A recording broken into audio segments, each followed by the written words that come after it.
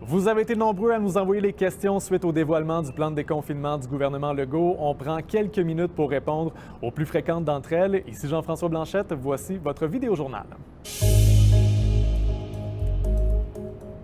Notre première question aujourd'hui est celle d'Alexandra. Elle nous dit « Le 28 mai, les rassemblements extérieurs sont permis sur les terrains privés pour 8 personnes ou 2 ménages.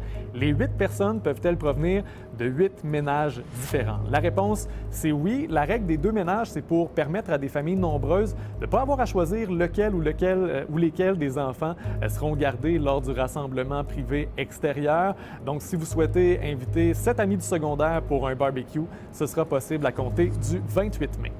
Prochaine question, celle de Chloé. Elle dit « À quel moment pourrons-nous inviter des amis à souper? » C'est une question qui est simple, mais c'est un assouplissement qui va venir en 3 temps. D'abord, le 14 juin, alors que la majorité des régions vont passer en zone jaune, on pourra inviter les personnes d'un autre ménage. Puis 2 semaines plus tard, le 28 juin, lorsqu'on va basculer en zone verte, alors là, c'est la règle des 10-3-2 qui va s'appliquer. Donc 10 personnes, d'au plus 3 ménages à 2 mètres.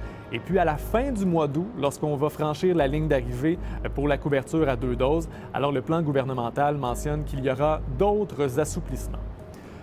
Troisième question, davantage d'ordre politique. Guillaume nous demande à quand la levée de l'état d'urgence sanitaire. Il faut savoir que l'état d'urgence sanitaire est en vigueur au Québec depuis le 13 mars 2020. Il est valide pour des périodes de 10 jours et renouvelable pour d'autres périodes de 10 jours. Et quant à la levée, on peut écouter la réponse du ministre Dubé lors de la conférence de presse hier. Donc, on est en train de regarder comment on va pouvoir passer à l'après. Si je peux l'appeler le 2.0.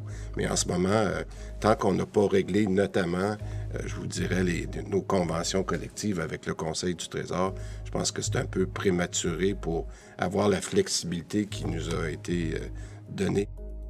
C'est une réponse qui n'a pas fait l'affaire de la CSN ni de la CSQ, si bien que M. Dubé a tenu à rectifier le tir ce matin dans un tweet. On peut le consulter ensemble. Il dit « Je me suis mal exprimé. L'urgence sanitaire n'a aucun lien avec la négo. Par contre, elle a permis des mesures temporaires. Prime au personnel, vaccinateur, télémédecine également. » Et il dit « Dès que la pandémie sera derrière nous, l'urgence sanitaire ne sera plus nécessaire. » Bon, la fin du travail, du télétravail, là, est-ce que celui-là est précisé, déterminé dans votre plan? Ça aussi, c'est une question qu'on a reçue souvent. J'ai l'impression qu'il y a beaucoup de gens qui ont hâte de retourner au bureau pour fréquenter leurs collègues en présentiel. Voici la réponse du Dr Arruda à la question de notre collègue Claude Bernatchez. Bien, la fin du télétravail, je vais vous dire, le télétravail va probablement demeurer pour d'autres raisons aussi, quelque chose qui pourrait être fait, mais effectivement, le retour vers une organisation normale là, de télétravail quand les 2 doses vont être données fin août, début septembre, c'est le genre de choses. On va encore dire si c'est possible de le faire, mais ça va être pas obligatoire. Et notre dernière question est celle de Yannick aujourd'hui. C'est concernant cette étape ultime du déconfinement. Elle exige une couverture vaccinale 2 doses importante à la fin août. Il dit « Je n'aurai ma 2e dose qu'à la mi-septembre.